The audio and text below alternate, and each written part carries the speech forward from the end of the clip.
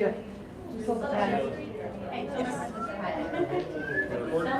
We're live now. Right. Ginger, we're live right now. Okay, why are we waving?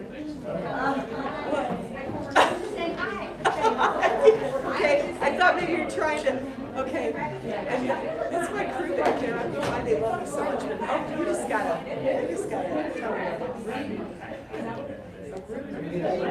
I'm from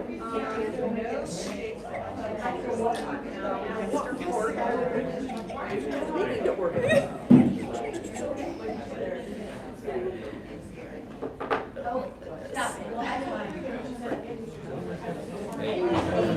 Just in case you need to know, it's Previous still now because we're late. I don't like that regular board meeting. I'm right here. I'm right here for me. It's okay. It's okay. I don't know what it is with the council. Yeah, sure. Oh, yeah.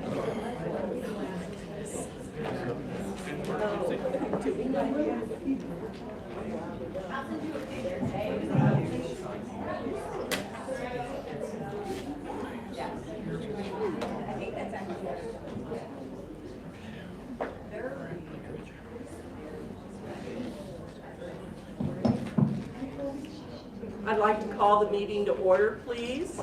We'll start with the Pledge of Allegiance. I pledge allegiance to the flag of the United States of America and to the republic for which it stands, one nation, under God, indivisible, with liberty and justice for all.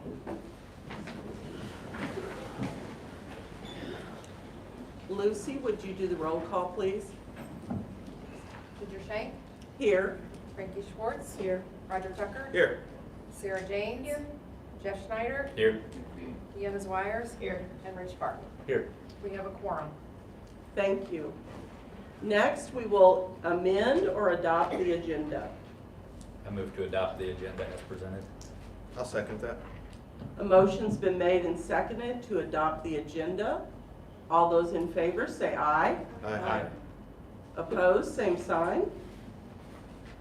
The agenda is adopted. I'm going to remind you to review the board norms on your computer and so that we can move the meeting along in a positive manner.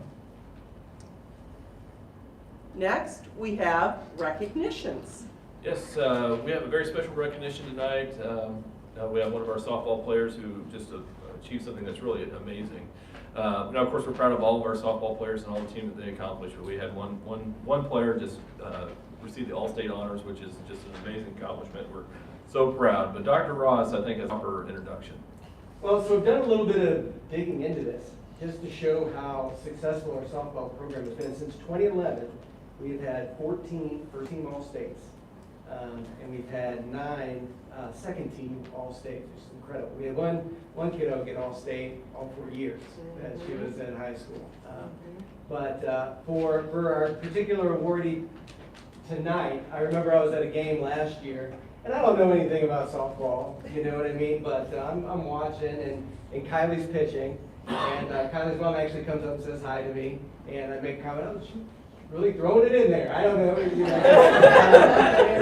It seems to be doing well, you know, good strikeouts or whatever. And Kylie's mom says to me, she's like, you know, once we get her confidence where it needs to be, like it's really going to be something special. I don't know if you remember that conversation, but apparently that really kicked in this year, and so it paid off with this honor. And so with that, Ms. Shank, I'll let you award it. All right. Come on up, Kylie.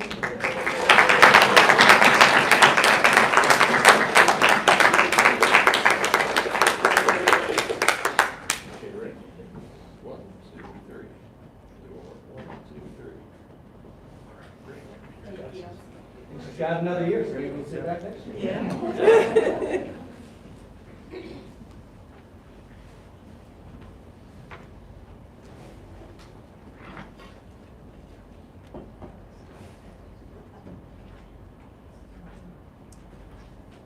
Can I add something to that, though?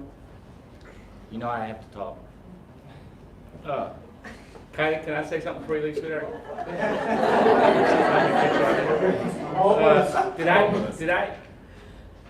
correct me if I'm wrong, there was one game that you struck out 21 batters. Is that correct? That is an unbelievable task. And I'm amazed that that happened, because even a guy like me or Brad could have probably just stuck a bat out and got a dribbler to the pitcher or something like that. But that is just an amazing, amazing, amazing accomplishment. And I remember when you did that and how awesome that was. And so what an accomplishment that will live in legacy forever. So congratulations on your All-State. That was absolutely phenomenal, and your whole teammates and coaching staff. And I know that it was exciting to watch you the whole way. So congratulations. Thank you. You're welcome.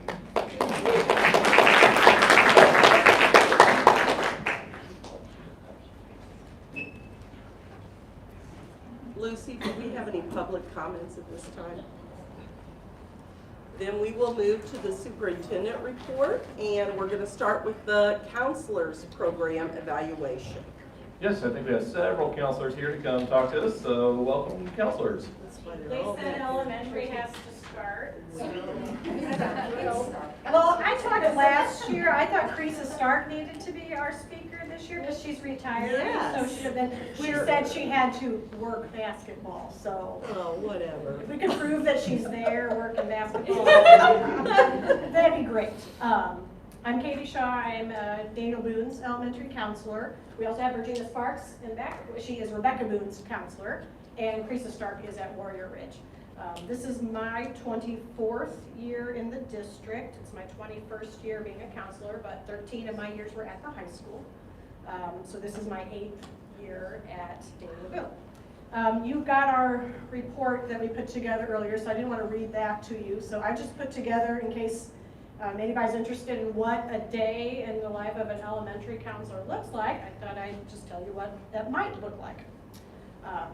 No 2 days of elementary counseling are the same. We may have a schedule on paper, but that's only a small portion of what a school counselor does.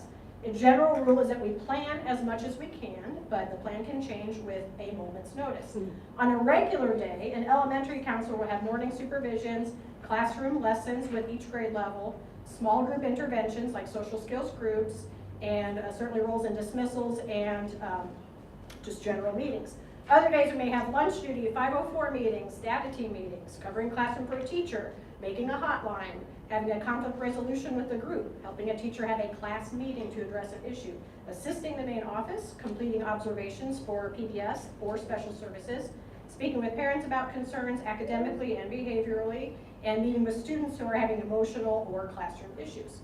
There are times when it seems like our building is full of positive energy and the counselor can follow the set schedule without much deviation.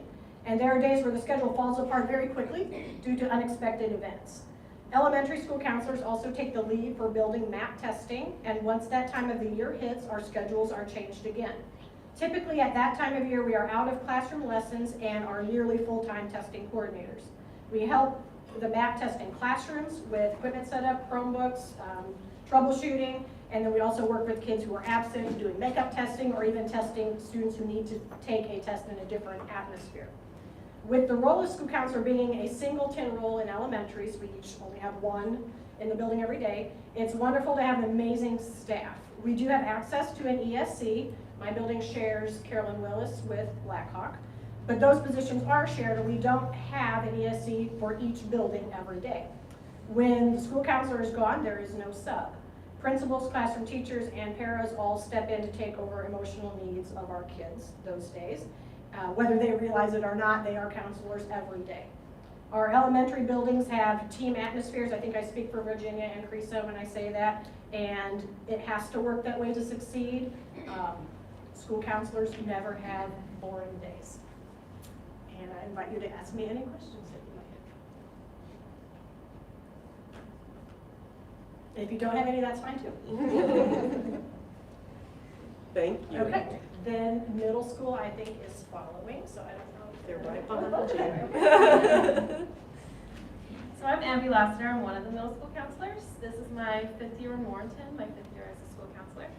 And I agree with what Katie said, no 2 days are alike. We definitely wear many hats, have to be flexible, but I enjoy every day that I spend here in Warrenton. So I'll read to you about our goals. So the first goal, focusing on student achievement. So at the middle school, we're working a lot to monitor and develop plans to address attendance and academic concerns. So that requires some collaboration between teams of teachers, counselors, our ESC, and our admin staff. So we make home visits to connect with families in hopes to identify any barriers that they're facing. We see a positive impact from that typically. And then we go from there and kind of connect families with different supports that they may need. Sometimes it's as simple as transportation. As well, it helps us to stay in contact with the parents. We can address student learning and keep them informed of academics as well as upcoming events. We're providing tutoring opportunities every week, Wednesday and Thursday after school. And that's a small group, so kiddos get more one-on-one time with teachers. Gives them some extra help to hopefully improve some grades. And teachers are also using that to work towards career ladder.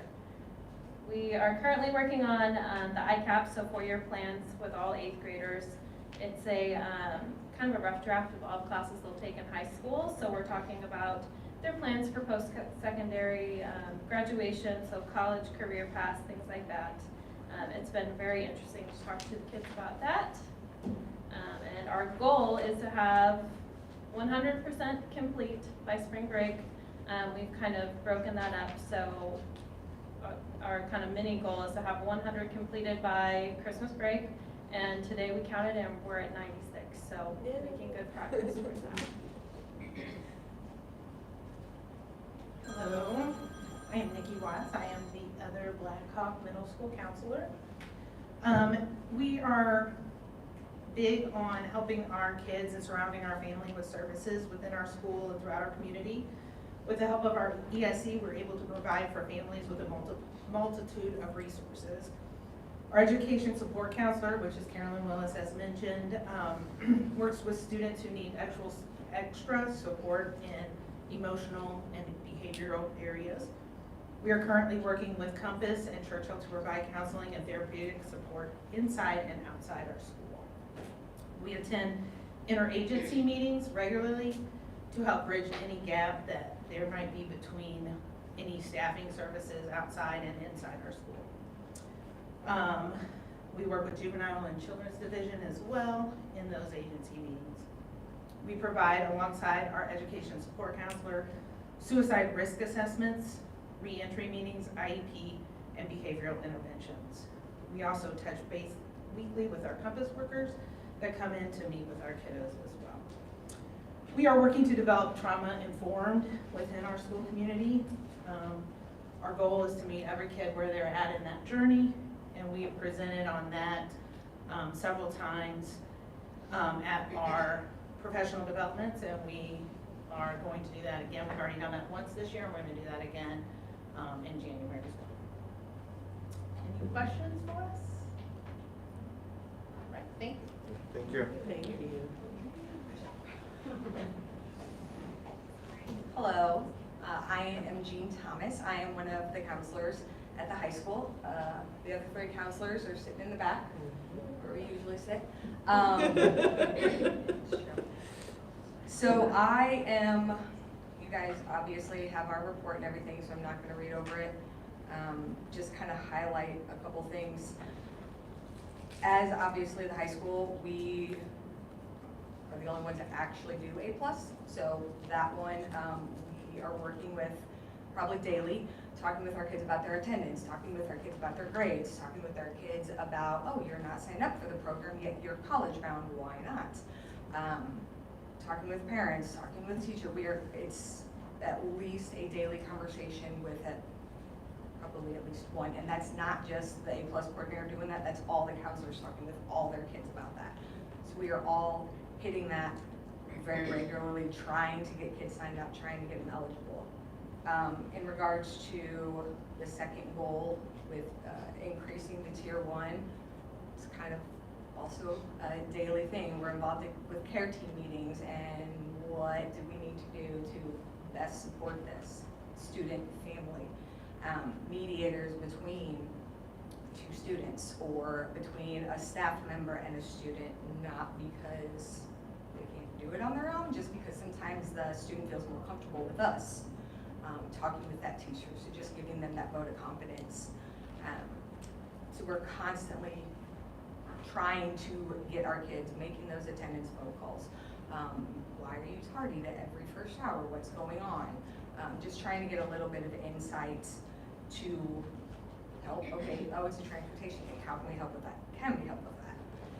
That type of fun stuff. In addition to obviously the stuff we do all the time with their scheduling and testing, all kinds of AP testing and ASVAB testing and EOC testing and all that loveliness. We're involved in IEPs, and we're involved with, like I said, the care team meetings and just dual credit and dual enrollment and helping kids figure out where they want to go and the ICAPs and a plethora. Kind of like Katie said, you go in with a plan. This is what today's going to do, and that is not all what today is going to do. And we just have to roll with it, and we do, and we get stressed out, and we complain to each other. But that's good because it gets it, and then we can, okay, we're done, we're moving on. And now we're able to help our kids. Our new educational support counselor, who will be talking after me, Becky, is a great addition. She jumped right in and is really working with us in the counseling department very, very well. We refer to her, she refers to us. There's great communication.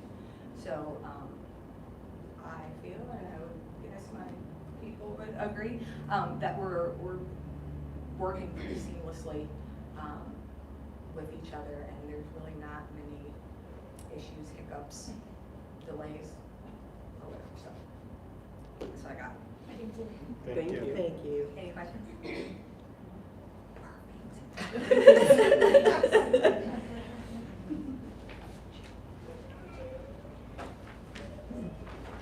Hi everyone.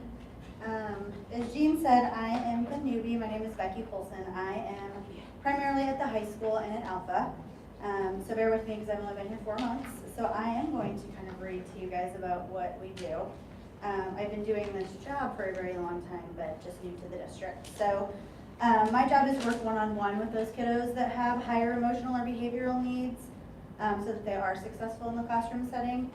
I provide consultation to teachers on strategies to address behaviors in the classroom if needed, provide education to district staff on trauma-informed approaches in mental health through discussions with staff and professional development. And I will say at the high school, it's amazing, like the teachers, if they need something, they reach out, they email, they ask, which is awesome. I work with parents to coordinate services to ensure the students receive their counseling, psychiatry if needed, medical services, whatever they need. So lots of contact with parents. Crisis intervention to de-escalate. There was a lot of that today. And to support students in getting back to the classroom. That's kind of a big one at the high school as well. When they're in crisis, we need to de-escalate to make sure that they're sitting in the classroom. I've heard people talk about, I am the one who completes the risk assessments along with the other 2 ESCs to see who's at risk of suicide, homicide, or psychosis. And then again, we refer out as needed. We determine the best course of action to ensure safety for everyone, provide follow-up care and resource coordination for the family so that it's not just that crisis. We want to make sure that the kiddos are good for the long haul. So again, we follow up on everything. I serve as the district care to learn liaison along with the other 2 ESCs to provide the health, hunger, and hygiene needs for the students in the district. We're responsible for tracking all of that too and send that on to Lucy. We run regular meetings, the advisory board for Care to Learn, planning and executing fundraisers, and again, ensuring that all the needs are met. We're also known as the McKinney-Vento liaison and foster care coordinators for the district. We determine eligibility of students for these services and coordinate them. We collaborate again with food services, school administration, the counselors, and transportation all within the district to make sure again that all of those needs are met. And work with the guardians again and families to ensure needs are met.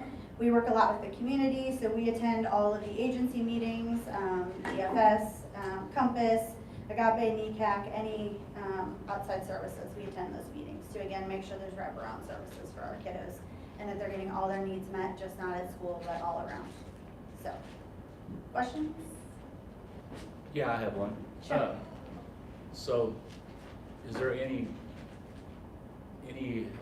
help for like a teacher at the district? Would they reach out to you for personal things, or They is it can, just- is this absolutely. just student-based? No, if a teacher has a need, a lot of them come to me and kind of joke about it, but Sure. absolutely, like if they need a minute, there's some teachers that will come and sit down and just kind of vent for a minute if it's been a rough day, but if they need something, absolutely, they can come. I mean, because Chat with us. you're the professional that might lead them to some help as well, so I just thought that. Absolutely. Good, So they that's can do awesome. that too. Thank you Yep. for doing that as well. Is that open to board members?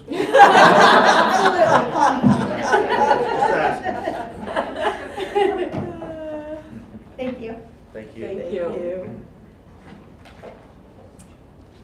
Okay, it looks like our at-risk student program evaluation is next. Yes, so we have Miss Alfred from the Alpha Academy. Will talk to us about what's going on at Alpha. All right, good evening, everyone.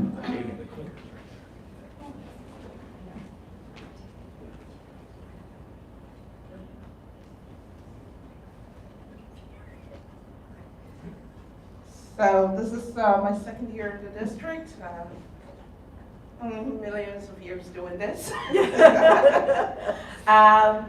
So what I have here is basically a continuation of what we started, or what we continued last year. Right. To the right. To the right, okay.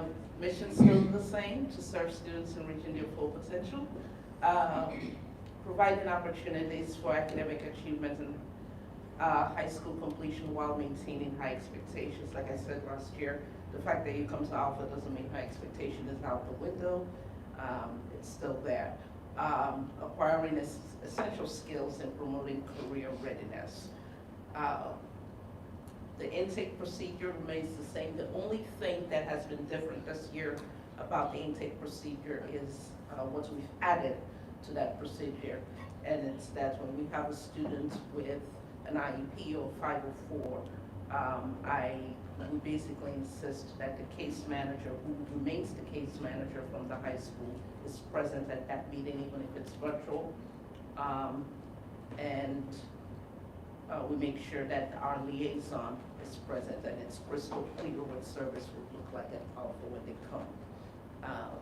So that's the only piece that's a little different in the intake process, just so that everybody's on the same page. And as a parent myself, you know, I just always try to put myself in the shoe of a parent trying to make this transition. And I think it's very important that those pieces are made clear at the intake so that you can make a more informed decision. The entrance requirements still remain the same now. We are not stuck on this. If we have dire mental health needs or dire need for students to be in a different atmosphere, they can always come north side of 47. In other words, at the high school, if the high school is at its wit's end in a situation, and we establish that the high school as we know it doesn't work for them, they can always come to Alpha and we will figure it out. The PASS program for long-term suspended students is still part of our programs, that many programs that we offer. And we also have, actually I'm skipping through this a little bit. We also have the credit recovery program and of course the Missouri Options program. And I will say this, last year when we talked about the matrix, at this time when I was talking to you last year, I had most of my students, with the exception of maybe less than 5 students that had graduated with Missouri Option. As I'm standing here, in fact, I changed those numbers on your reports today.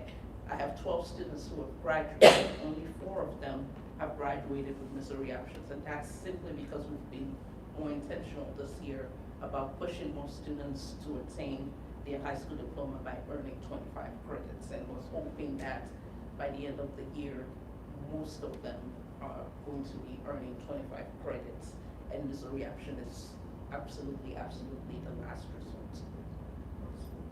The schedule is still the same. We have the AM session, PM session, and as matters arises, students can change.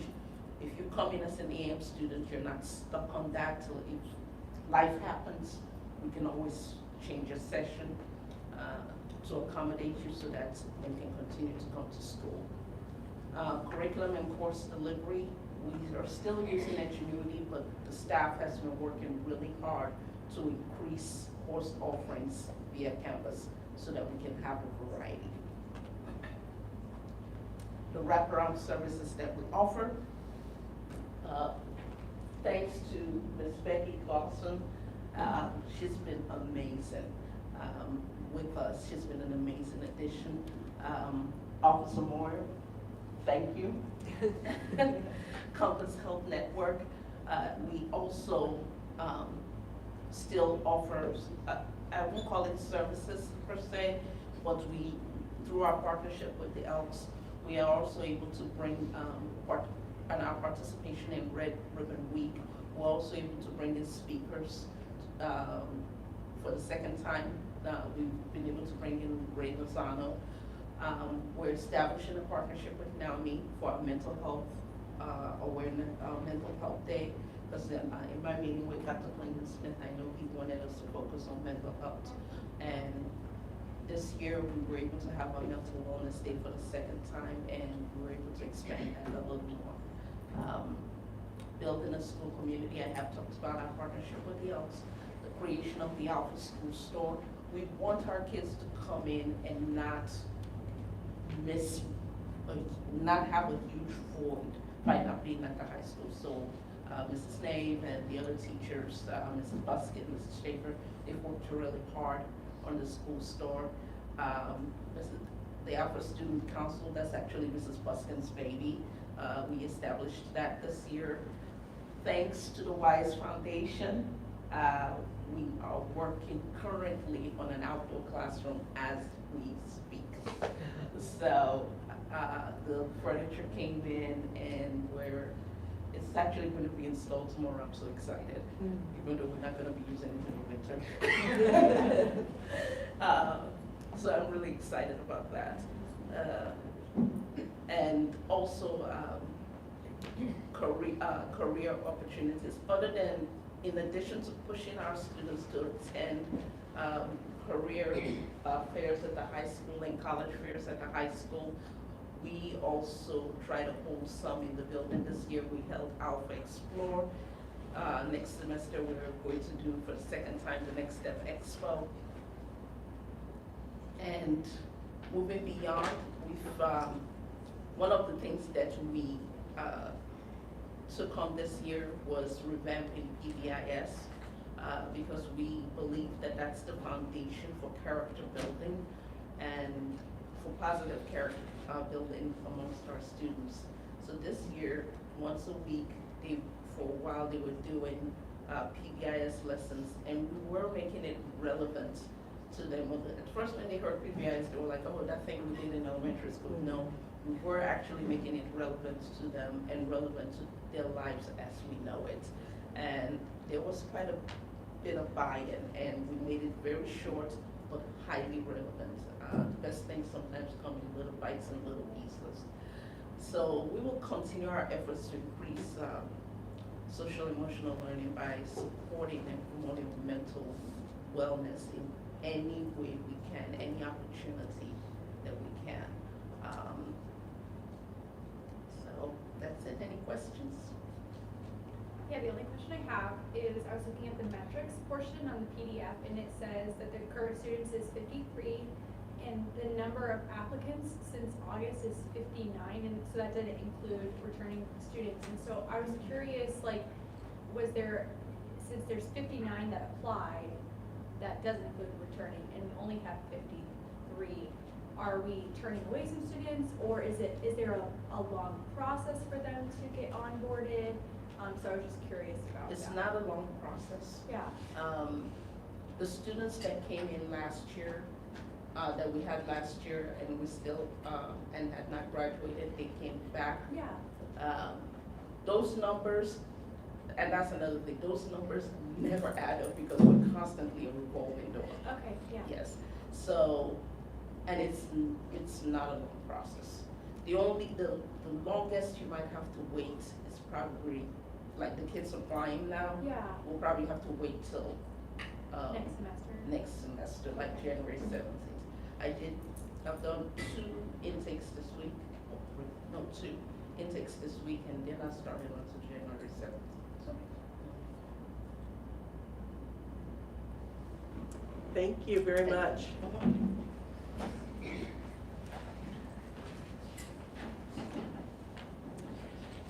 Next, we have our Student Health Services Program Evaluation. Yes, we have our lead nurse with us here, Ms. Farber. Hi, I'm Kelly Ferber. I'm the lead nurse for the district. I know you guys have all had my presentation, so I'm not going to go too in-depth with it.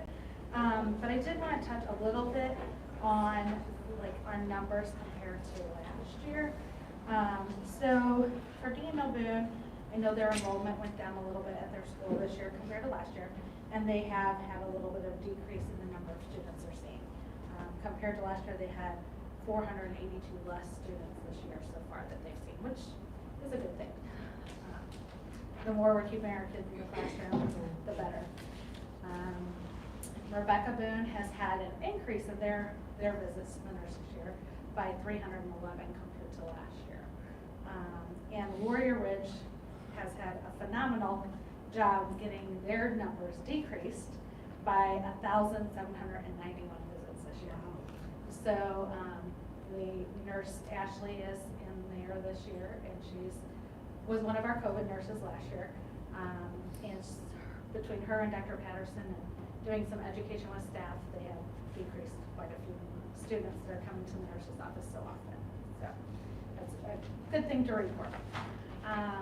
And then Blackhawk, they have had a little bit of an increase, not much, 128 students from last year.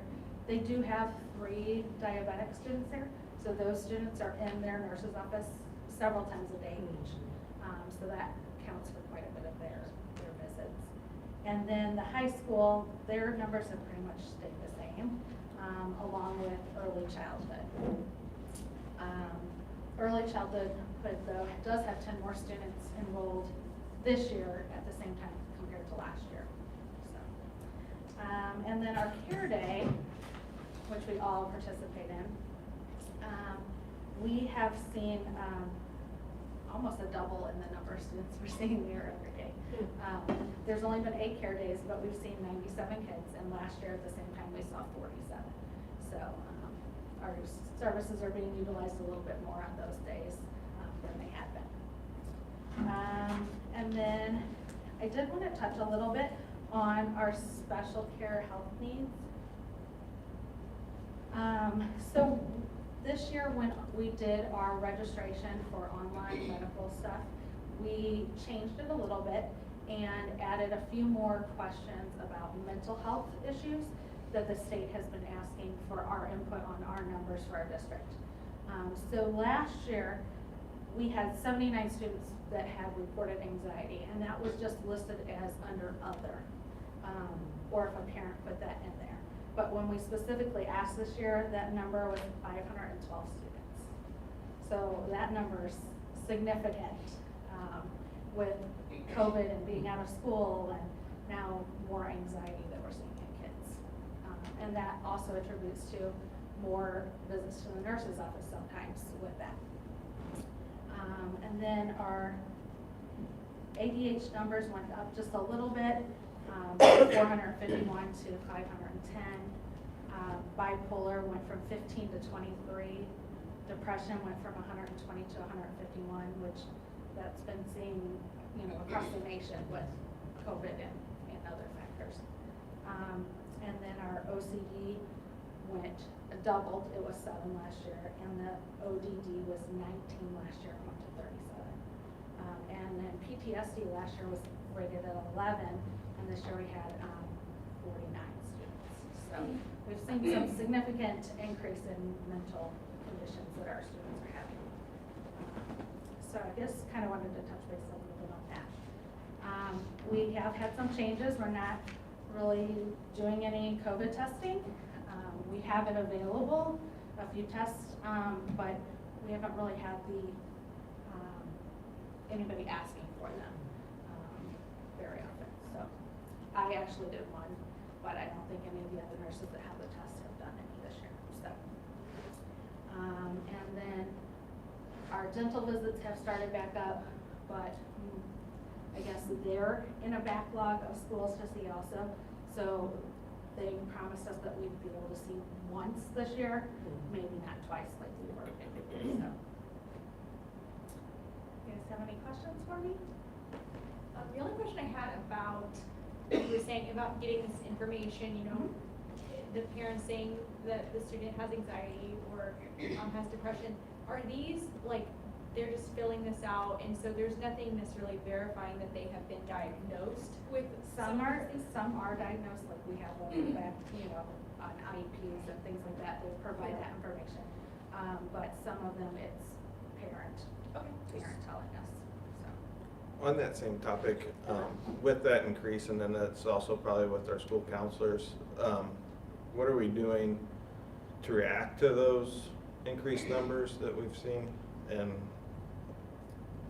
I know middle school has several kids with some anxiety, so I know that they kind of work in with the counselors and discuss with them certain students.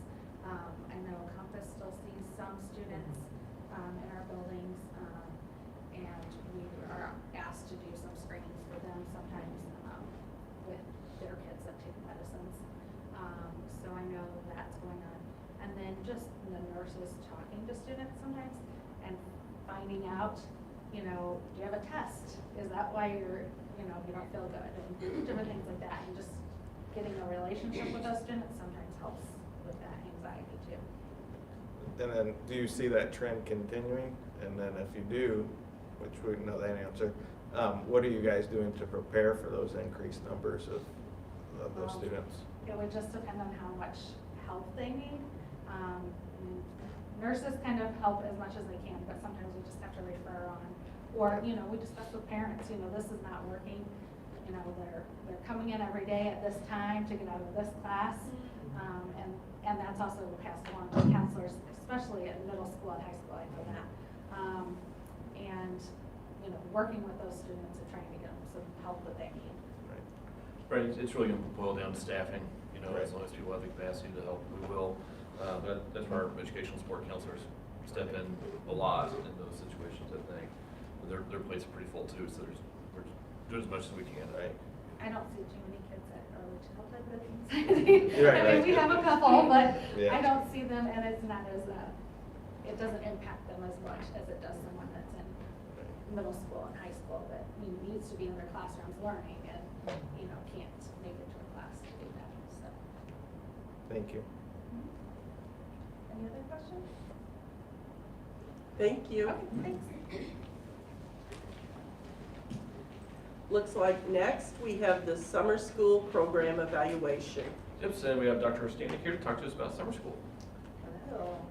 And just before Dr. Stanek gets started, this will be information, we'll be voting on the summer school plan later, but if you have any questions about that now would be a good time to discuss that probably. So first I'm going to start off with the last year's 2022 summer school program evaluation. Last year we offered K through 8. It was district created curriculum in the areas of math, science, ELA, art, music, PE, technology. And at middle school we also offered a credit recovery. And then high school we had 9th through 12th grade credit recovery, PE, health, personal finance, and pre-Missouri options for our Alpha Academy students. And then high school, those classes are for credit. With our finances, looking at start with 2021 summer school finances, we had a revenue of over $580,000. Supplies, we spent $10,797. We did not offer gift cards in 2021. Staffing, we spent $473,000, and we had a surplus of our revenue of $96,251.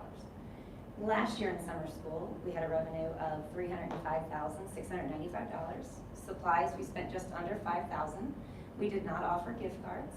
Staffing, we had $383,968.15. But we ended up losing $83,264.60. And on the next slide, I'll draw your attention to our average daily attendance. Our enrollment in 2022 was at 676 students, which was down 250 students from 2021. And looking at our ADA in 2022, we had an ADA of 69.8, and our average summer school in 2021 was 83.4. So our average daily attendance was down as well. Then we offered our enrichment camps. This was the second year that we offered the enrichment camps. And looking at that, from kindergarten through 8th grade, we had 119 students each year. My goal is to also increase our middle school enrollment, but I'll get to that in a minute. Broken down by course, camp course, by enrollment, our elementary seemed to be much higher. We offered STEM, PE, art, robotics, and then in middle school we offered fine arts, entrepreneurship, science, middle school child care, middle school STEM, and middle school summer safety, which included a hunter safety course that the students could apply and get their hunter safety license. For 2023, for this summer, what I'd like to propose, we'd have increased learning opportunities for students in summer school, increase student enrollment and average daily attendance during summer school, and increase our revenue from summer school.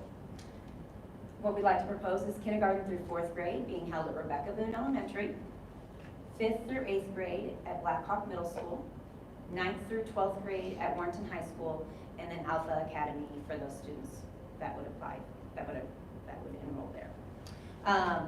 Our dates, June 12th through July 13th, Monday through Thursday, and having no school on June 19th for the Juneteenth holiday and July 4th for Independence Day.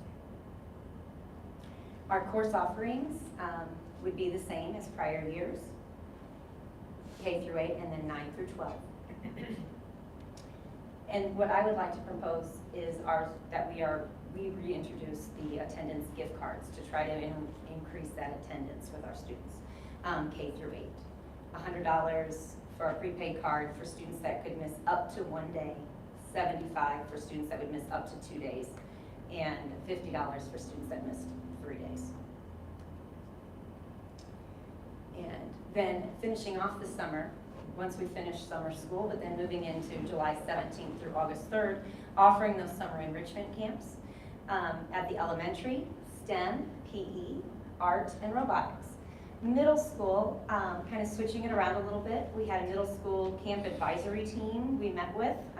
So the students who did attend, and we talked and we discussed of what they would like to see at camps, because sometimes what I think they might enjoy, they think otherwise. So STEM would be a half day, and all of these camps would be a half day. They would be Monday through Thursday for 4 hours. And then fine arts would be the full 12 days, and students would produce a play. Summer safety enrichment, and that would be each week would offer something different. Hunter safety, water safety, and the kids also said they would like to include kitchen safety, which would then include some cooking and those kind of things. Technology enrichment and art enrichment. And what questions do you have? I know you can't hear me without this song. You were talking about some of there at the end, and you said something about water safety. So like boating safety, and then also boating safety, but then your CPR and safety around water. Those kind of things.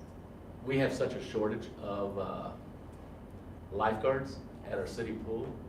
Would that be something that they could be interested in, and having some of those come over and train kids to do something in that, and then get them ready to be the lifeguards in the future? I think it would also definitely be a good thing to raindrop. Personal experience, my son was a lifeguard last summer. He turned 15, so he was able to pass the lifeguarding exam and actually lifeguarded for the Warrenton pool. So I think if we draw that attention into the kids, it would definitely spark their interest and show them that is something that they could, it's a great summer job, they could also lead into. And when I talked to Lisa at the pool, she's always looking for lifeguards on Monday, and especially since we do not have school on Monday, that'd be a great job for our students. Yeah. So if we could get in there and spark that interest for them, I think it'd be a great opportunity. And so back to the, I had to pull the slide up, but the ADA, that was lower from one year to the next, and then that was the year that the revenue was down $83,000 or so. Is that due to the lower ADA? Yes, yes, it was due to the lower ADA, and we also had less students enrolled. We had 250 Right. students less that were enrolled. I mean, it's been a long time since I was in charge of summer school for years, and I know it was always tied to ADA, and I don't know if that was still the process or Yes, not. yes. Our So, summer school. Dr. Santillo talked about what we're trying to do to see increased enrollment for next year, particularly at the high school level, where gift cards wouldn't matter at all there. And we saw a big drop at the high school this last year, mainly in PE. Mainly in PE, and what I would like to do is for our current 8th graders who are getting ready to go into freshman year, I talked to Dr. Bachter, and I would like to actually go into the PE and health courses that they're offering this year, 8th grade, and talk to the students about how this will help them. You know, earning your credit now frees up your schedule to include other courses later. You know, everybody wants to get all sweaty during the school day. I know that's some of the girls. But just being able to finish those courses, I don't think they don't get the true picture of what a credit is, because we really don't see credits until we go to high school. So I think trying to front load some of them and give them a basis of, you know, I know they talk about their 4-year plan. They talked about it earlier about what courses can be offered. But if you're going to take PE for 18 days, you have your whole credit finished. So then what else can you put in place in that schedule? Or if you are a student that would like to, maybe possibly on the track of graduating early, that's going to be there to help. But then also pushing the health and the personal finance as well. And then being able to offer credit recovery for those students that need it. That way we can help to make sure they graduate on time. Well, the population, I know that from previous experience, we used to have 125 kids in PE every summer. Both of my kids took summer school PE. After I quit doing the principal, I taught summer school PE for 3 years. The band students, they need to be the ones that know that, hey, the choir students, because by the time you put PE in your curriculum in your freshman year, you're limited on taking any electives. The FFA students or anything to that extent, the ag kids that need to take one of the classes and so forth like that. So the sooner they, like you said, make aware of that should help too. And I know a lot of the students said, well, 18 days, that's a long time. It does seem like a long time for them in summer, but even if they take just one semester and take the 9 days, that would help get at least half of the credit for them. Did you, the last couple of years, did the summer school PE get to utilize the pool at all? No, they have not. It was something we did look into last year, and we could possibly look into it, but again, it came down to the lifeguard shortage. Sure. When we talked to Lisa at the pool, and they didn't have the staffing to accommodate. That was always a big plus for us that and ours wasn't all day like it is today, so that would really help those coaches. We didn't do it every day. We did it 2 days or 3 days a week, and from 8 till 10 before they opened up the pool to the general population. But that was definitely something that we could look into again and try to work with the pool and see what options we could come up with. Did we have much of an issue with it overlapping with the fair? We ran into a few last year. We were able to work around it just because that was the first time summer school actually went into the fair week. And it looks like that's what we're doing again. Mm-hmm. Because state requires, because of the number of the hours that we need, we have to have 18 days. So I will be working, we worked with it last year, and we'll be working with the high school principals to work out a plan to make sure that any missed work that if they have to miss to go show at the fair, they can be able to still get their work completed, and that way they can still earn credit. A lot of the shows are in the evening, but not all of them. Chickens, I believe, it's last poultry. year. Poultry's was a usually, problem. Mhm. I'm sorry. Yeah, and rabbits, I think. Rabbits are during the day. Poultry and rabbits too. seems to be the only ones that but The- most hogs and steers and those They're are all in the evening more, so it doesn't matter. So But it's just a small amount. we made some calls and people were. Yeah, Frankie helped us work through that. I think we I found a tried. pretty good Yeah, because way the to kids, get that I mean, taken care that's of. part of their FFA, part of their FFA goals and stuff and programs, so that's school too.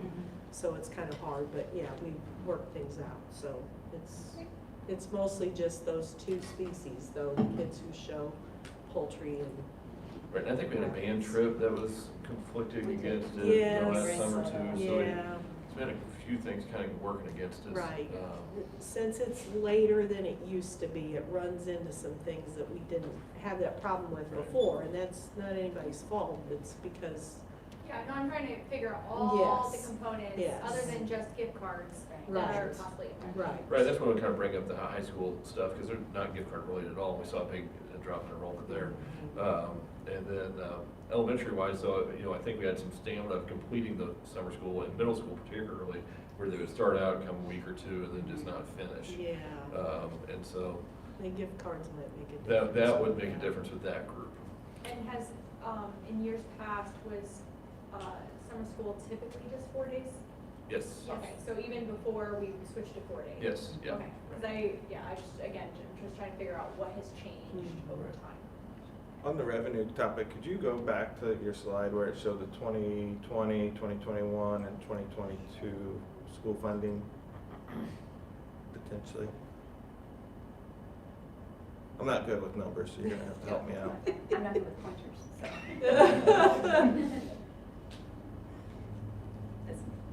Yeah, so then if you go to those two years, and then we'll go to 2020 in a second, but we created a surplus of $96,000 without gift cards in 2021.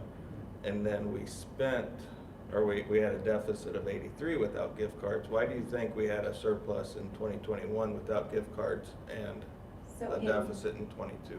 In my opinion, in 2021, that was the first, so we had summer school in 2020, and that was when COVID, so we took the 2-week break. So then in 2021, it was the, kind of back to the Right. traditional summer Right. school, and I think at that point, I had a lot of parents that said we were ready for them to go back. Yes. And so I feel that attendance was better then because it was, I think the parents were the driving force behind that, in my opinion. Okay.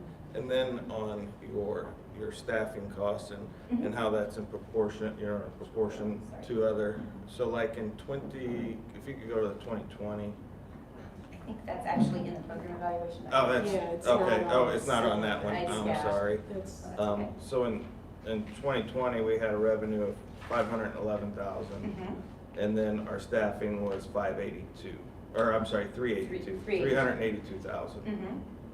So then in 2022, our revenue was 305,000, and we still had a staffing cost of 383,000. So the same expenditures, less revenue. Are those fixed costs that we can't adjust with revenue, or? Kind of, what that is basically we take the number of kids in the class, and then we just divide how many kids are in the class that are enrolled. And so when we have kids not finish the program, that's where we don't get credit. So if they only come 2 days, we've still staffed it for the number of kids for that classroom, 25, I think so. All right, so then, so that's not proportionate to 2021, because in 2021, we had a revenue of 580 and an expenditure of 573, 473. or 473, There were correct. more students enrolled, and so so- there were more teachers employed. more So you staff. would think that would be somewhat in proportion of, Yeah, and I don't have a great answer for you. My only thing I can think that happened was that we staffed it off enrollment and kids just didn't finish. Yeah. And so we only got 2 days of ADA instead of Right. 18. If they're not there, we're not getting the ADA. And so class sizes, that class size might only have 7 or 8 kids at the end of the session instead of having 25 as we staffed it at the beginning. And so that was kind of, that'd be I don't have a great answer, that's the only thing I can kind of think of, because that kind of crossed my mind too, is like, that's kind of odd. That could be the possibility of why that occurred. We can dig into that more if you like. you just think that there would be some more Yeah. those would, Kindergarten, we try to cap out at 20 because a lot of them are still 4. And then 25, and then even in high school, we've had almost 30 sometimes, depending on what course it was. Maybe not credit recovery, but PE or something, they could take some higher numbers.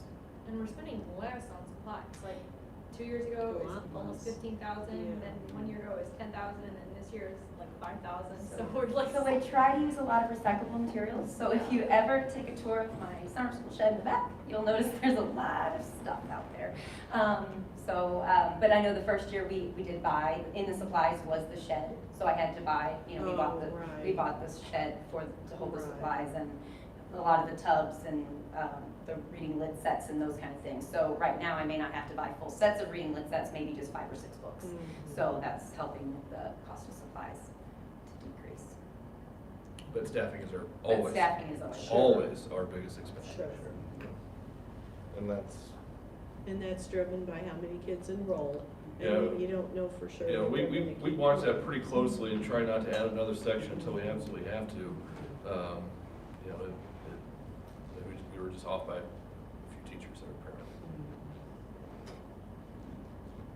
paramedics. And maybe we could start looking at combining classes through attrition, stuff like that if we need to. You know, we didn't do much of that where class size got low, we didn't tell people they need to go home. I mean, that's just sort Well, of things we right, can do. that they're expecting to work all Right. those days, and then if they don't get to, Right. that's gonna affect. It makes it tougher to hire. Yes. So it's kind of a tough spot Yeah, there. I Yeah. understand. so next year when you see this and you see the $40,000 of gift cards and you see a deficit, I mean, what would be the plan there?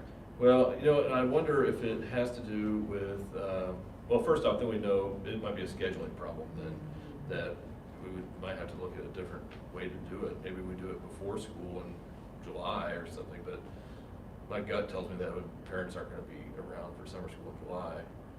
You know, I'm just not, I don't have a great answer, Roger. You know, we're just brainstorming here. I am wondering if like we were firm on a sign-up date, because I know that we can, like, people can sign up really close to summer school. Right. And so then, like, I'm wondering if we have a really firm sign-up date, then those people are committed. I don't know what the data would be on people who are signing up last minute, and then we're hiring and filling, you know, Right. making space for them, and then if that family is also being consistent in sending their kid every day. So I know last year, because our numbers were low, that's why we let people People keep sign enrolling. up. We kept trying to push the enrollment that way. We try to get it out, my goal is to get it out right after Christmas break when we return, and then kind of close it at spring break. So that's usually the timeframe that we like. So hopefully we can round up everybody earlier this year, that way we don't have to. And your staffing plan changes accordingly to the enrollment? Yeah, we don't add teachers until we have to. And the teachers know that too. Yes. And plus, those teachers should be selling their own programs to be employed as well. I mean, that's the way it always has been.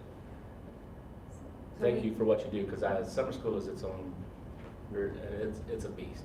And just to motivate that situation. I think the gift cards will help, I really do, because like Dr. Kay said, just those that are quit halfway, maybe a little psychological, ADA is going to make up for that anyway, if they come that last 10 days or 6 days or 5 days, whatever it is.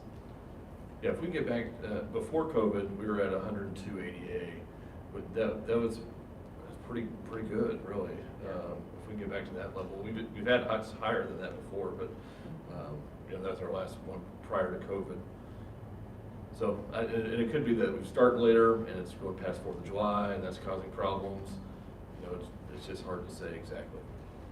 In 2020, we finished by by June 25th. That was Because the last year. we were able to start. We were able to June. start because our school year Right. ended earlier, but that was the Right. year that, the first year that we gave gift cards, and that was, we were ended by June 25th. And then the next year, we ended by July 8th, so kind of got pushed back a little bit just because of our end of school date. Yeah, we may just need to reassess based off of possibly having to start summer school like right away. Right.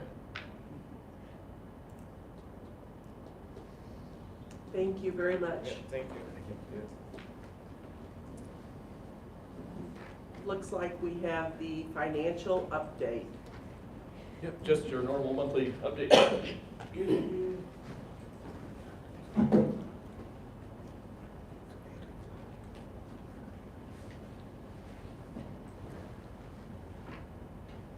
Okay, just finance, let's go through that real quick. Revenues, we're up a little bit compared to last year. Of course, last year we were waiting on COVID money to come in, so we would expect to be a little higher right now. Expenses are below where we were last year, which is good, I think. Fund balance is much better, 26% compared to the 14% last year, so that's good. You can kind of see our chart here. We're trending down. This will probably be our low point for the year. We should get a little bit of money from our local taxes, and thank you for those who've paid their taxes. We appreciate that very much. And so we should see a little bit of an incline, and then we'll get our big payment in January from the county, and then we'll kind of start working our way back down from there. So that's okay. Here's our November revenue. So local money is up, and that's food service is mainly driving a lot of that. I think I got a notification that my food balance was negative for my kids, so make sure we add some more money to that. So the county is about the same. States up a little bit, just $200,000 there-ish. Now federal, we're down $1 million. That's the big piece there. And then the total, we're a little bit behind from where we were last year, but not too far, which is great. So expenses, their salaries are about the same, benefits are a little bit higher, but about the same. Purchase services, again, are about the same. Supplies are pretty close as well. So expenses are pretty much in line with where they were last year at this time. So that's kind of where we are. And then fund balances, Fund 4 is at a little less than $700,000, and that's going to come back up once we get our state or local payments. So we'll see that number increase. That's all. Anybody have any questions? Okay, next we have school board filing update. Yep, just to notify the board, we've had 3 people sign up. We've had Carolyn Spraggs, was our first to sign up, and Frankie's second, and then Keith Harbison was our third one. So those are our 3 school board candidates at this time, and then filing ends on December 27th. So we'll have a final list next month. Thank you. Next up is the consent agenda. I move the approval of the consent agenda. I'll second it. We have a motion and a second to approve the consent agenda. Is there any further discussion? Can you do a roll call? I will do a roll call. Rich. Aye. Jeff. Aye. Roger. Aye. Frankie. Aye. Sarah. Aye. Deanna. And I'll vote aye. So the consent agenda passes.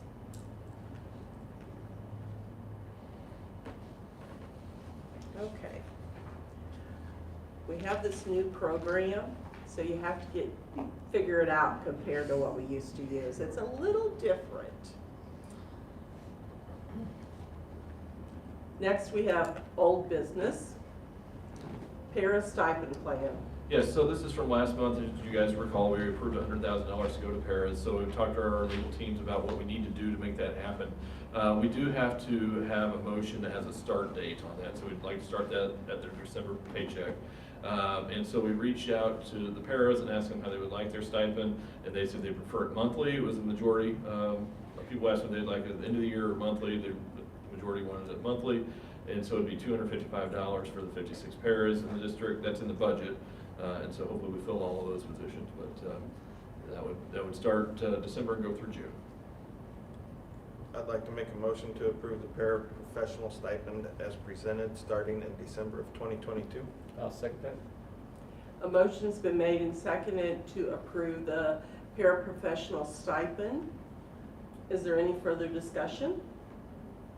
No, thank you for getting this figured out, because I know that it's an idea last meeting, but now it's going to happen, and I'm very grateful. Yeah, our legal team is good. Thank you. All those in favor say aye. Aye. Opposed, same sign. Motion passes. Next, we have patron agenda item. Yes, Ms. Spraggs had reached out last month about a curriculum issue, and unfortunately had a family emergency, wasn't able to be here, but now we're bringing it back. So Carolyn, the floor is yours. Yeah, 4 stitches later, everything's good. So, yeah. Hello, board members, Dr. Klansmith, Dr. Ross, Lucy, parents, and educators in attendance. Thank you for adding this to the agenda last month and understanding when my sweet little 3-year-old decided to bust over this shit an hour before the meeting. So, my name is Carolyn Spraggs, and I'm the mother of 3 children, 2 of which are in the district presently. And as I've mentioned before in previous meetings, when discussing with the community what concerns they had while on my campaign for last year, gender and CRT were issues that kept being talked about the most. So less than a month ago, my 2nd grader came home with a district-wide 2nd grade reading assessment that I have here for you today. And I know I'll just read through it really quick. It says, Alyssa wears a bow tie. Alyssa is excited for her first day of school. Summer was fun, but she always likes it when school starts again in September. There will probably be new kids in her class. Alyssa likes making new friends. Alyssa thinks a lot about what she wants to wear the first day of school. Her mom and dad say first impressions are important, so Alyssa wants to look nice. Alyssa and her mom go to the store to get her new clothes. They walk past the boys section. Alyssa sees a bow tie. It has blue and pink stripes and ties around the neck. Alyssa likes it. No, she loves it. Mom, may I have that? Alyssa says, pointing to the bow tie. But that's for boys, Alyssa's mom says. Why? Alyssa asks. It's a bow, and it's pretty. Well, Alyssa's mom says. She is thinking. Alyssa crosses her fingers. Okay, I guess we can get it. Alyssa jumps up and down in excitement. Yay. They pick up the bow tie. Alyssa and her mom also pick out a white dress with a collar with buttons down the front. It's sort of like a boy's shirt, but a dress. Alyssa thinks it will look cool with the bow tie. So, in that assignment, there's some subtle hinting, and many may not catch it, but to me and the other parents that I ran it by, it felt like it was desensitizing our children to dressing as the opposite sex. A friend of mine put it this way: if I saw someone walking down the street with a gas can, I probably wouldn't think anything of it. But if there had been a string of arsons and I saw somebody walking down the street with a gas can, I may be alarmed. If I had seen this passage 5 years ago, I probably wouldn't have thought anything of it.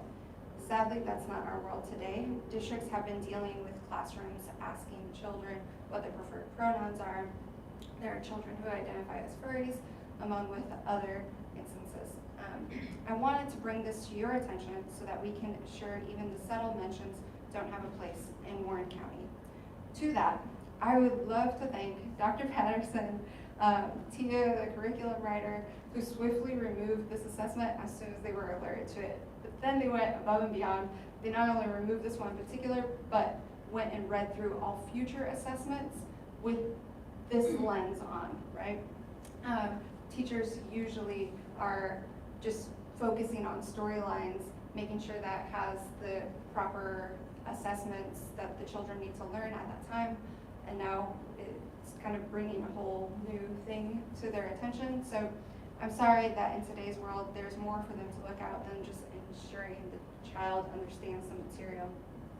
Historically, school has been there to teach math, science, reading, writing, history, and PE.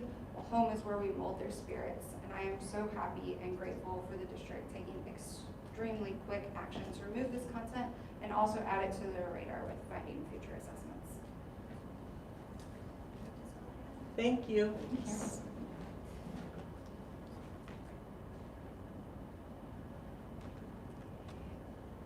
We'll move on to new business, which we have the summer school proposal. Yes, as we talked about here, probably the point of debate might be the gift cards, if we want to do that or not.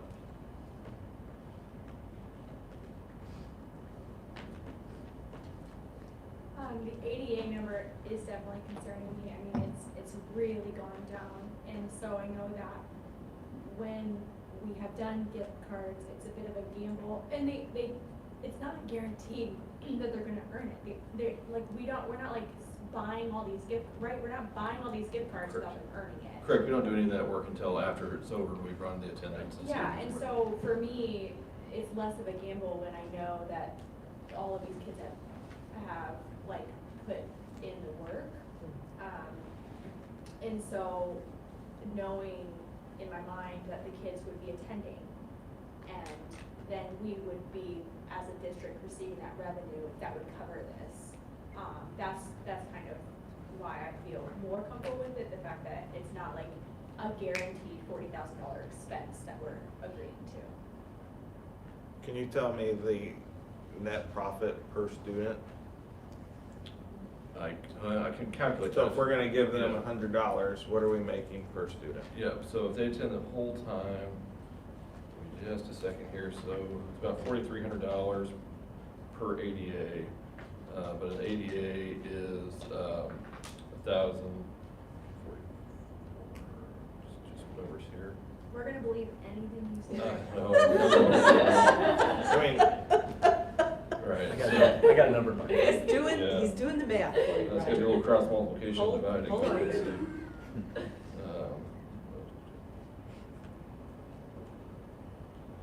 Because when I ran it last, we needed to increase 55 students to enroll to make it worthwhile. Let's see, we don't remember here. Okay, guys, so each student is $494 is what we would receive if they attended summer school 100% of the time. So subtract that from 100, so it'd be, $394 profit per student. So if we did 394 equals that minus 100. So divide that by, let's say 50,000. That's what it costs. Costs are up a little bit. Let's see here. I'm sure you guys love watching me think on a spreadsheet. Do the math. Right, exactly. Let's see. So that would Not take on us display. enrollment of, oh, I'm sorry, I had that wrong. 126 more students total, which I think will hit We need 126 to enroll. in total, right? If it's $50,000, we need 126. That's subtracting the 494. So, actually, I think I did that wrong. So we need to, sorry. That's not right. Yeah. This is not a good time to. Yeah, to have to do 50,000 this divided by, math. let's say, 500 total. Right, okay, so about 100 kids. 100 kids would bring in, okay, rounding here. Right. So let's say $500 per student per summer school. And we need $50,000. So we would need 100 kids to get $50,000. And that's at the elementary level. That'd be K, well, no, the total, that's total district-wide, but summer school gift cards would just be K-8. Right.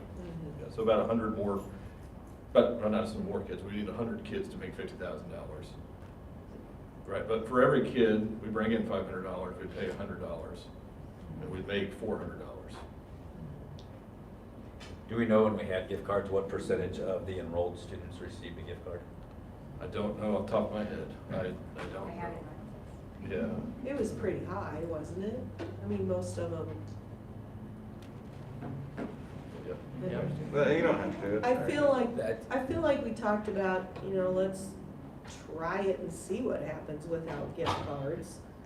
And maybe we've proven that that's not a good idea. Well, we have inconsistent data. We have 1 year where we profited a lot, and we have 1 year where it's a No, but deficit. I feel like it's going the wrong direction without gift cards. And there were effects from COVID and craziness and stuff, so I don't know that it's a true picture. If it could repeat itself, I would agree with you. We don't have consistent data. Yeah, Did we do the Roger. gift card, the 175, 50, when we did them, did we do that breakdown? Yes, that was the same. Yes. So if we did the gift cards for this summer school, we would have better data on whether the time frame of the summer school itself That's is true. gonna If make we a added back the gift cards and we still don't have good attendance, then we know. then maybe it's more the timing. It could be. And then we'll pull them back, and then you're back and forth. It's not consistent, but it is whatever you guys want to do. I just don't feel there's consistent data. Well, we've been doing this since, we took some years off, but I know we did it as far as back as 2008-ish, 9, 10. with gift cards. Yeah. Yeah. And I know my daughter got one when she was just high school. And it motivates, I mean, I know it's not a lot of money, but to a kid, you know, a little, I think having a year and a half of COVID actually yeah. inflated the numbers Sure. for the 1 year. Yeah, the way, I guess the way I'm looking at it, there's kind of 3 decision points from a summer school family, right? You've got the timing of it, which I do believe moving it back a week has had an impact. Once you kind of get into vacation mode around 4th of July, very unlikely that that's not impacting attendance, right? I think you've got the gift card idea, which I believe in the past, based off the numbers, it looks like it worked, right? I mean, we offered gift cards, we hit the ADA, and we profited from summer school, so that's one thing. But to Roger's point, there is some inconsistent data. And then the other thing, I agree 100% with Deanna, and I think it seemed like several of us were nodding when Dr. Stanek mentioned it, right? The post-COVID spike, I think is a 1-year blip that we probably can't expect to repeat itself. We also changed curriculum at some point. Right, we did. Right. So that would have been 21? So in 2020, that was the very first year we had it, so that's when COVID, so we did 4th quarter curriculum. Yeah. And then these past 2 years, we've done more of an enrichment curriculum. Yeah. So Catapult was 2019. Okay, yeah, so I knew that there was even more things that have changed. And so it's really hard for us to pinpoint how we are here. Just doing a quick run, we had over 400 students. I ordered over 400 $100 gift cards. So we had over 500 gift cards total, but 400 of them were done. And that was 2020. That was 2020.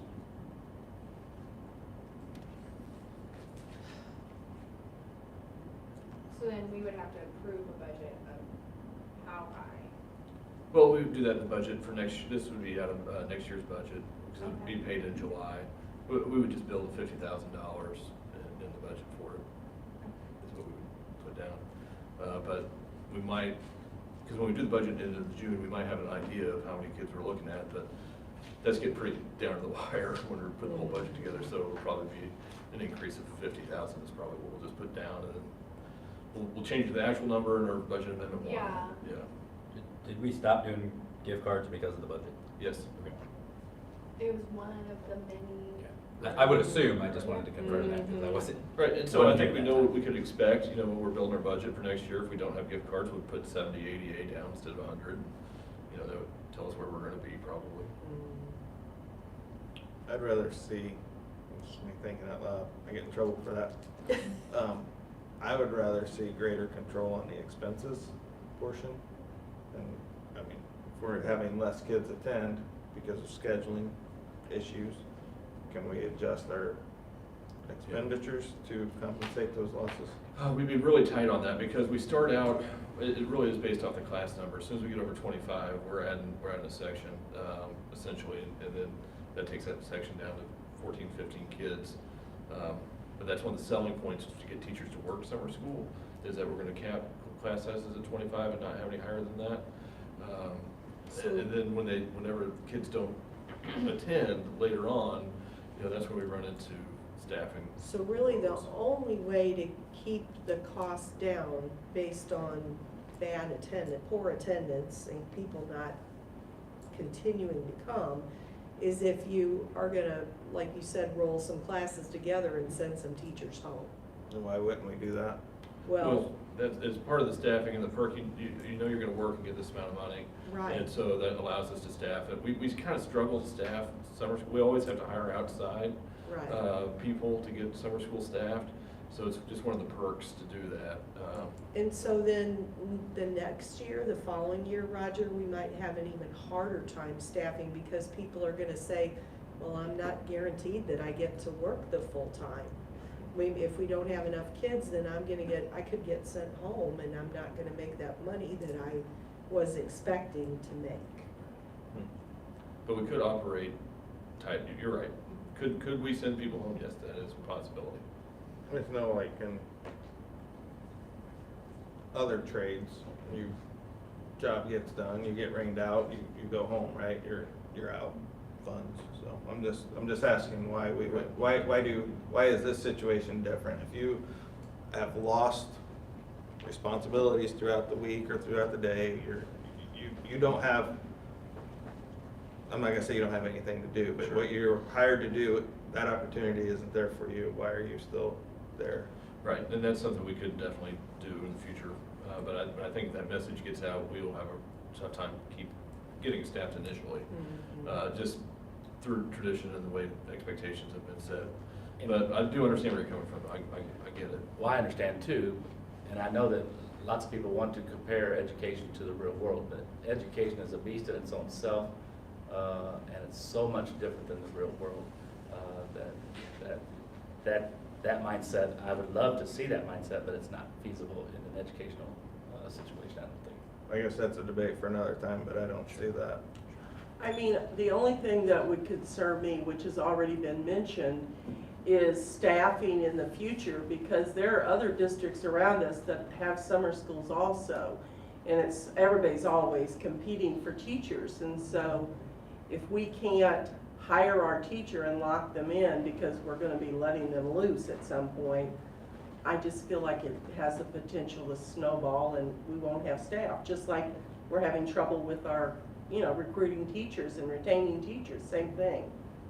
That'd be my only concern about that. Actually, I'm not sure, do we offer a contract, Janelle, to our teachers? Is that a contract they get for a certain dollar amount? So they're not an at-will employee then at that point, so yes, they would get We a. approve it. Right. Yeah, but I'd have to research if they're an at-will employee or a contract. I've always treated them like contracted employees, but they could be at-will. I'd have to dig into that. Is it the same thing for the enrichment camps? Because there are some weeks that are like X-stop if the kids didn't sign up for it. So is that teacher getting paid all 3 weeks for the same amount? No, and that's, what I've done is I've kind of combined, like entrepreneurship was only offered 1 week, but Yeah. STEM was 2 weeks, so that same teacher did both. Okay. So then they So they worked all got to 3 weeks, work. but they weren't, Yes. they weren't being paid for a week they didn't work. Yeah. Good. But I can research on at-will versus contract employee on that. Apparently, it's a stupid idea. I don't know. Just No, saying. nobody said that. I don't understand that mentality. I just don't. So, and I apologize for that if I offended anybody, but if you're hired to do a job and that job's not there. You look at it through a different lens. That's not stupid. Right. Or wrong. It's just a different lens, and I understand that. Yeah, and it just comes with its own risks, it sounds like. Are we gonna be able to staff? And then right now, we're just figuring out how can we get kids to come and how can we. Because what I prefer to do is have kids stay the whole time. That's what we want kids to do, is not get fatigued and say, oh, I'm gonna go to the swimming pool every day instead of coming to learn. So I don't really like kids, once they start, to stay the whole time. But at the high school level, there's a credit involved. Right. Right. You know, we always used to just tie their credit to their attendance Right. as well. I mean, What's the follow-up on it? So if the kid just doesn't come back, is there a? We call, and then parents are like, oh, we're just deciding to stay home, and, we've got this and that and the other going on, So or they just- decide just not to come. We're not hounding them, Yeah. we are following up to see why kids aren't, Yeah. like, why aren't they coming? Most of the time they say, oh, he's just not coming back, we're just gonna have summer now. Yeah, and I see it more of a scheduling problem, not a gift card problem, and I just potentially see it just an added extra. But and that's why I asked what's the cost per kid and what that looked like, Okay. Because regardless, you're gonna have some kids that are gonna get those gift cards, right? That might not be 40,000, but it's gonna be 20,000, but that's not gonna offset the cost of the ADA of the general population of summer school students not attending, right? Maybe. I mean, if it was a no risk gift card situation, we wouldn't have a debate, but there is an at risk because that gift card number so we all go to summer school, right? Jeff and I go to summer school, when we get our $100 cards or whatever, well, all these other guys, they didn't get their gift cards. Does that offset that ADA, total ADA Well, income. the question is, did we stay longer because the gift card was available? Right. Did we come an extra Right. day? Were we trying to get to it, and we just fell short? So it just depends on how many days we all would go. Right. And would you guys have stayed the whole time if you hadn't gotten a gift card? Right. You know, so that's kind of there is some risk to it, yes, Yeah. but. I don't know that there's enough data yet, so I think we've tried to debate it enough. I don't know. I appreciate the 3-year look. Do we know, how long have we offered gift cards total for summer school? I mean, you said your daughter. Well, Rich that, got and that was under a different program. That was actually, I can't remember what. Catapult. Newton. Catapult. Newton, Newton. Catapult, we were- Newton was the, Catapult. Newton was the. Yes. I was And honestly, the reason I ask is just, I mean, it seems like before, I'm just gonna say it, the world went to hell, right, with COVID, it was working, right? We were fine, and we were giving gift cards, we were encouraging attendance, we were incentivizing attendance with a credit or with a gift card, and it was working.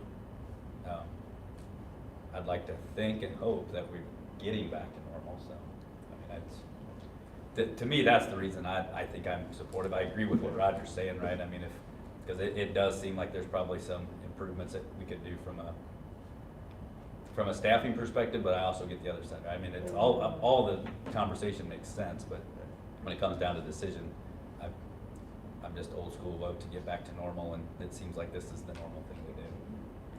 I think it'd be worth trying to go back to gift cards and see what happens again. I mean, I know we don't want a deficit spend. I completely get that, because I went through all of that.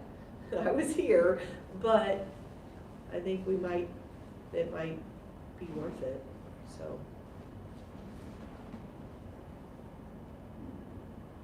Is there a motion?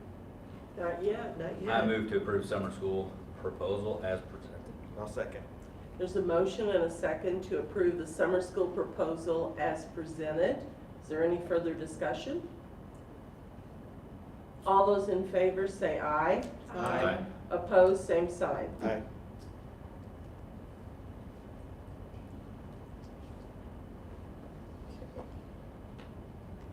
Course guides. Next, we have course guides. Yes, so we have the updated course guides from here, so we've had teachers had an opportunity to input on what courses changes they'd like to see made. We have one really exciting opportunity, I think, that Dr. Ross has been working on. Got some information this week. So Dr. Ross, would you like to talk to us about your great opportunity for maybe us finding some HVAC employees, preparing HVAC employees for the future, and how they can do that while in high school? Grow your own. Yeah. Yeah, Yeah, so, that's right. right, so it's born of a combination of the fact, selfishly, that trying to come up with a grow your own program to help our maintenance issue, and the fact that we have virtually our entire maintenance staff retiring in the next 2 years. Along with the fact that if you look at our graduate data, we have a large population in our high school, at least in recent years, that are more interested in entering the workforce than attending a 4-year college.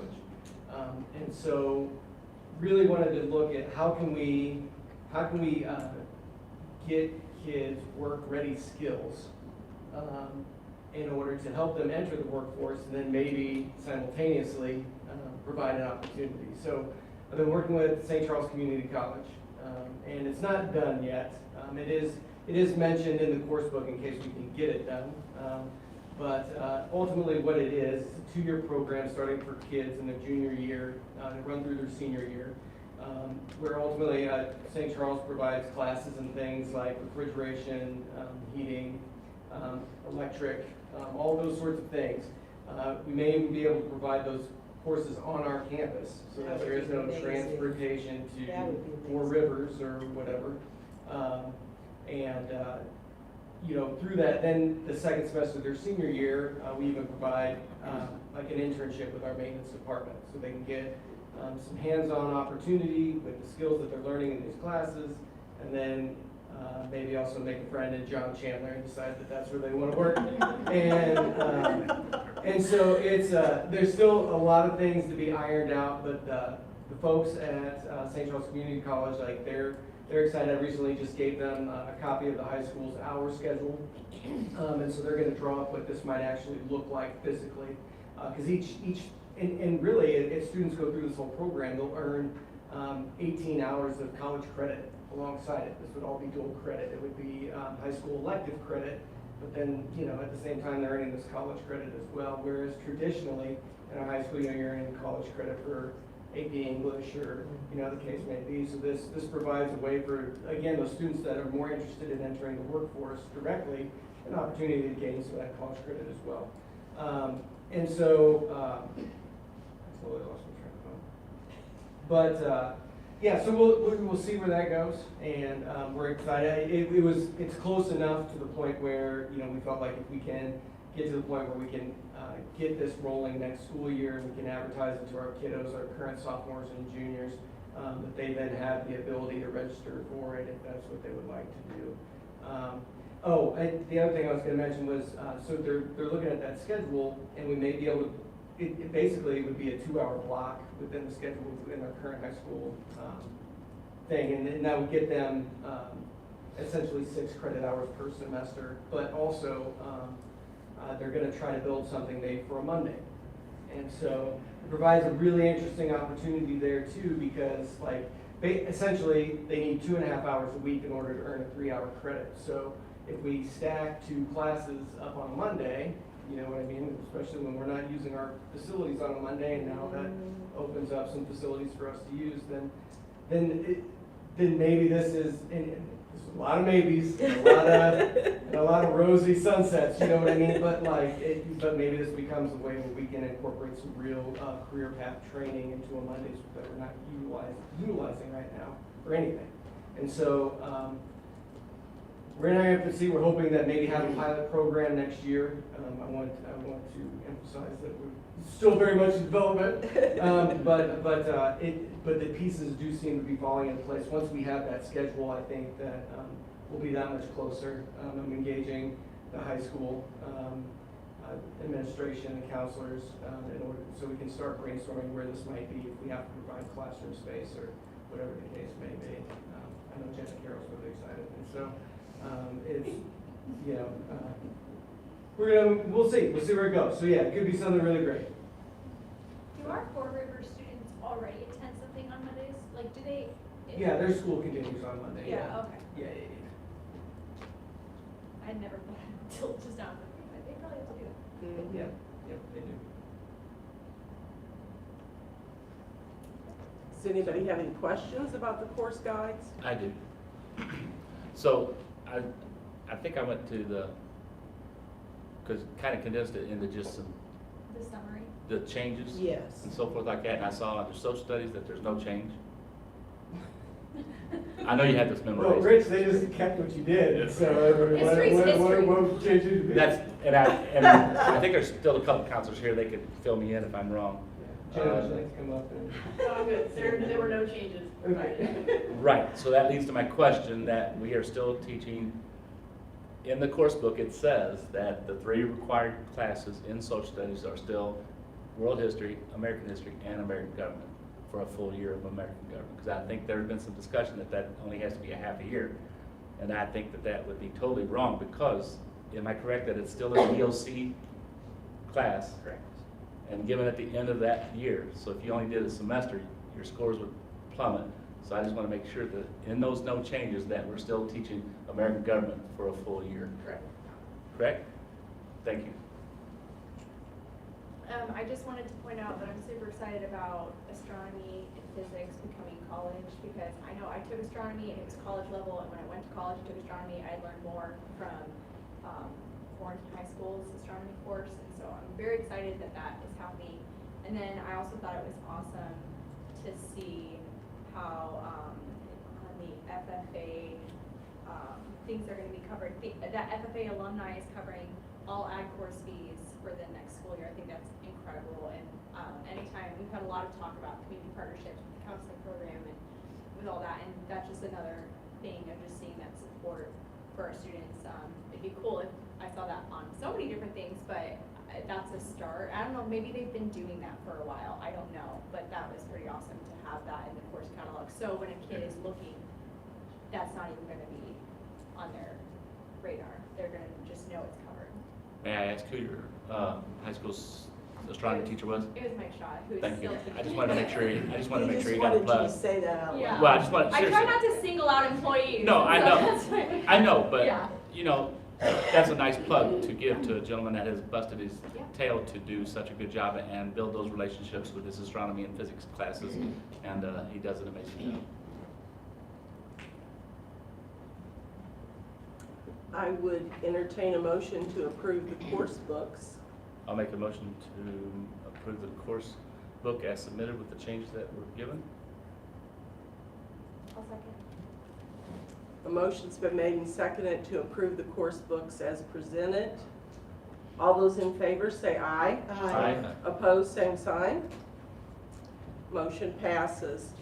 Next, freezer bids. Yep, so this is the freezer for the new food services facility. We knew this was gonna be expensive. You know, we thought it was gonna be about $150,000, but this also includes installation too, so that's, when we saw that number in the projections, we did get 2 bids on this, so we're happy to have this in, and we'll get it installed. Well, Dr. Ross is gonna have some, help pretty quick to do that. Maybe so. Maybe. Not that fast, Not that fast. probably, but. Not that Or maybe fast. we'll look back 8 months from now and we'll be like, Dr. Ross, why didn't this happen? We'll see. Yes. So, and that comes out of the food service funds, Correct. and there are funds there. Yeah, we had budgeted 1.1 million, and I think we spent 569, so Okay. this would put us at Okay. 769, roughly. I'll make a motion to approve the freezer bid as presented. I'll second. Motion's been made and seconded to approve the freezer bid as presented. All those in favor say aye. Aye. Opposed, same sign. Motion passes. Now we have the audit. Well, Is there once anything on again, that yet? We still No, don't have the I'm really not happy about this, but we're gonna have a special session sometime between now and December once we actually get the papers. There's no issues, it's just, we're waiting on. It's the Right. audit company Right. that we're waiting Right, on, right? right. It's not anything Nothing- internal. Nothing internal. Okay. And it's the same company we've used in the past. Yeah, they've just had people out of the office, people got married. I guess they're. Imagine that, they Right, let them so- off to do that. And it takes 2 people to review, and I think what's happened was the first person was gone, came back, then the next person left, and then it's been a problem. And this has been, I've heard this story from other superintendents I've talked to, that they just haven't gotten their audits, and they're like, what's the story? And so it's fairly frustrating, but once I get it, I'll let you know, and we'll probably have to have a quick virtual meeting to approve it. I said it's a clean audit, there's no problems, it's just we don't have That's it. the most important thing. Right. Thank you. Next, policy first reads. Yes, we have a bunch of policies, most are from MSBA, just aligning to new laws. The district recommendations, we needed to update our years the subjects are reviewed. And there's a chart in there, the way that it works on the website, the charts don't format, don't work, so had to change that around. Then the graduation, I put it in the policy, one of the only perks board members have, and kind of one thing I was thinking about Sarah, Sarah's got young kids and could serve the board for 15 years, and, just spent a lot of time, but they still wouldn't have graduated. And, and one of the only perks that board members get, probably maybe the only perk, is to be able to hand your kid or grandkid their diploma when they walk across the stage. Aww. And so this, I wanted to put in writing policy so it wouldn't be any confusion of former board members coming back to hand out diplomas within the second degree. So basically, kids or grandkids would be that for. So if there's any former board members who years past that like to come back to do that, they've given so much to our community for free. This would be the only nice thing. We do try to be nice to our board members from time to time, but so that's what I'd recommend is that we put that in policy so that's clear for future people to understand. So those are the only district recommendations. All the others are from MSBA, and they're just basically aligned to new laws and regulations. And it's all first read, so All we first don't go reads. tonight, right? Okay. We can ask questions for clarification. Oh, yeah, absolutely. Okay. Sure, fire So away. I've got one on the career and technical education, it's just more for Okay. clarification. Sure, let's see if I can find that one. Yeah, there's Okay, I see that, yep, all right. So the summary says basically it's replacing vocational education with CTE, which that all makes sense. The clarification I had, the very last paragraph that is scratched from the policy says, summary, students from Warren County R3 School District may attend vocational technical training programs at the Area Vocational Technical School at Washington.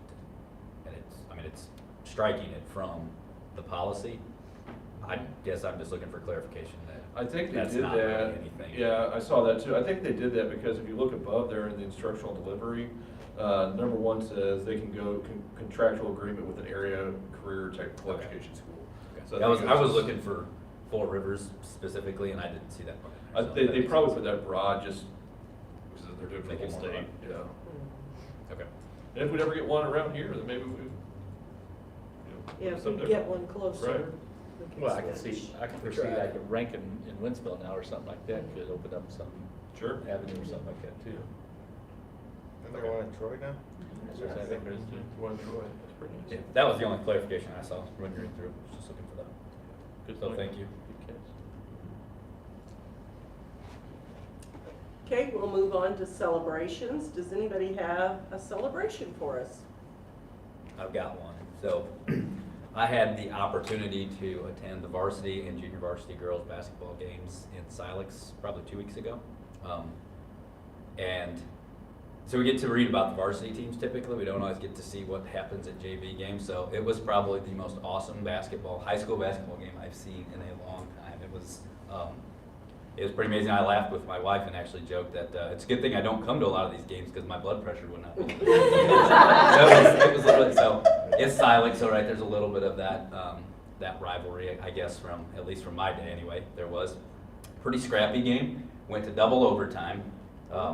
We were leading. We as Warrenton were leading most of the game, but it ended up going to double overtime, and we were down by 6 with less than a minute left in second overtime. But scrapped and fought and kept going and ended up winning with a 3-pointer with about 10 seconds left. So it was my goodness, that it was is awesome. It was an exciting. awesome game, and just wanted to call that out because, like I said, JV, we don't get to talk about that a lot. We don't see that in papers, so it was cool.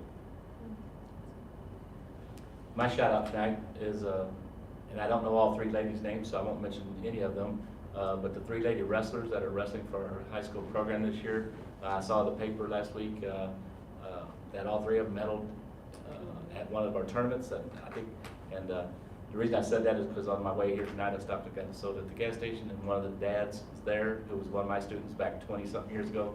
And he said, "Are you still with the school?" And I said, "Well, I'm on the school board, and I'm heading down there now." He said, he was so proud of his daughter. This is the first time she's wrestled, and I think that might be all 3 of them. Might be the first time they wrestled, but just to see it.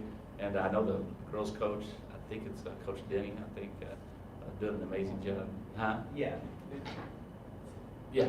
Yes. Well, right, her maiden name back in the day. But anyway, Michaela. But I mean, it's just neat seeing that program, and I think the wrestling numbers are up this year. Seeing that picture of all the wrestlers and stuff, and already seeing great results from the wrestling program. Give a shout out to the wrestling program. Good job, guys and ladies. Thank you. Well, I've got one. I'd like to celebrate Lucy for implementing a brand new, diligent, War Dogs years and years to work. And work. Yeah, we got it all over the Managed to screen. find our way through Yeah, it. good job, Lucy. Yeah, that was great. I'm gonna need a touch screen. I know. Okay, doesn't it? Oh, goodness. Okay, we need to set our next regular meeting. I make a motion to set the next regular board meeting for January 12th, 2023. I'll second. Motion's been made and seconded to set our next session, January 12th. All those in favor say aye. Aye. Opposed, same sign. Meeting is set. We need to set our next closed session. I make a motion to set the closed session to immediately precede the regular January 12th, 2023 meeting. Second. Motion's been made and seconded to set the closed session to precede our next regular meeting. All those in favor say aye. Aye. Opposed, same sign. Meeting is set. Now entertain a motion to adjourn. So moved. I'll second. A motion's been made and seconded to adjourn. All those in favor say aye. Aye. Opposed? Meeting is adjourned.